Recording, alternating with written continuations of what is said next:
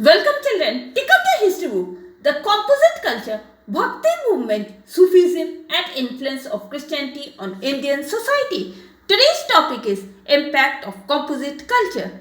Efforts at mutual understanding led to a process of accommodation in all fields of life such as arts and architecture, music and literature, religious beliefs and even in the field of customs and ritual. Now, efforts were taken at the mutual understanding and this led to a process of accommodation in every field, that was art and architecture, music and literature, religious belief and even in the field of customs and rituals.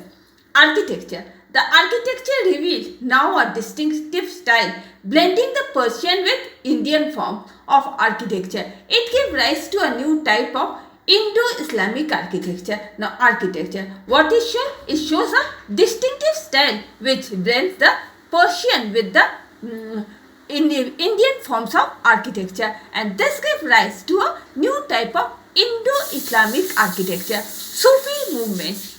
The Hindu ideas of yoga and Vedanta had a definite contribution to the development of Islamic philosophy in many ways. Now, Hindu idea, that is the Hindu idea consisting of yogas and Vedanta, they had a definite contribution to develop the Islamic philosophy in many ways. The Sufi movement provided a common platform for both the Muslims and the Hindus. Now, Sufi movement, what it provided? It provided a common platform that was meant for both the Hindus and the Muslims. Impact on music and painting.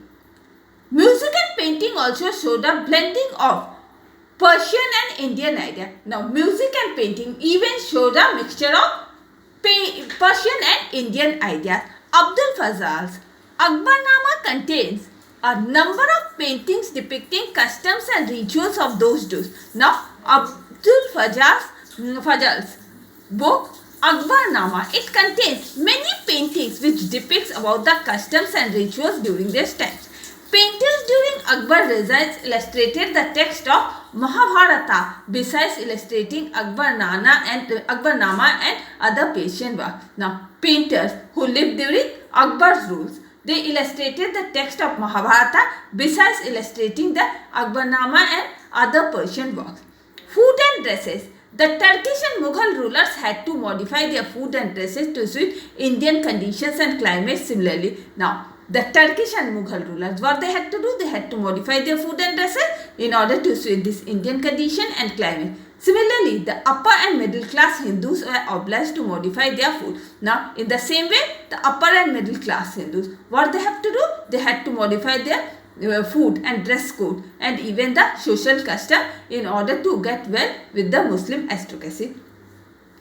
Sources to reconstruct religious thoughts and ideas leading to the growth of composite culture. Now, the Bijak complication of the compositions of Akbar.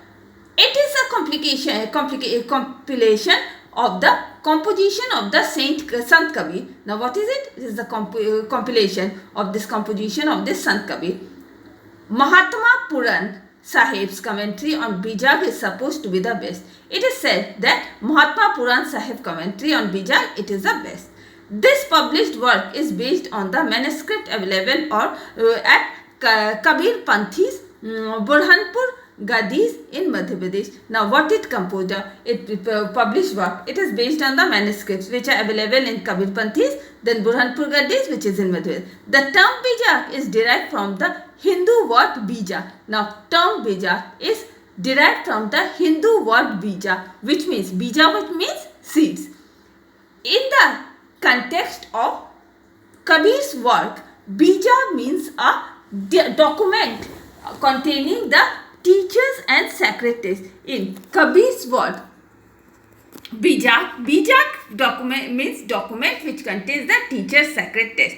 Bijak has 11 sections or parts. Now, Bijak, what it has? It has 11 sections or parts. The most important among them being Shavat, Gyan, Chausita, Basant, Hindola and Shaki. Now, Bijak, what it consists of? It consists of 11 sections or the parts, and the most important among them, that is Shavat, Gyan Chausita, Vasant Hindola and Shaki.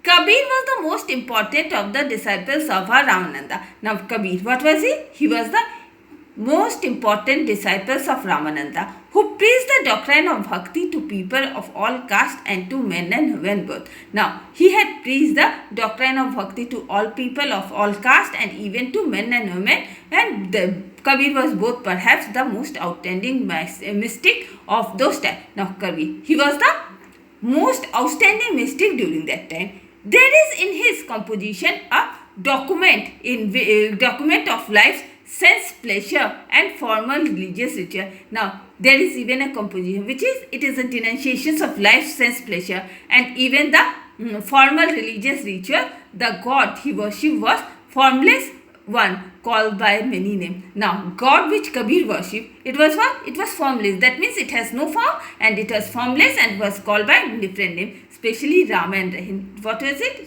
It was especially Rama and Rahim. He denounced caste distinction and believed in the brotherhood of man. Now, what he denounced? He denounced it, the caste distinction, and even believed in the brotherhood of man. He believed that the ultimate good of human soul was unity and God, unity with God. Now, according to him, the main aim of human soul was unity with God.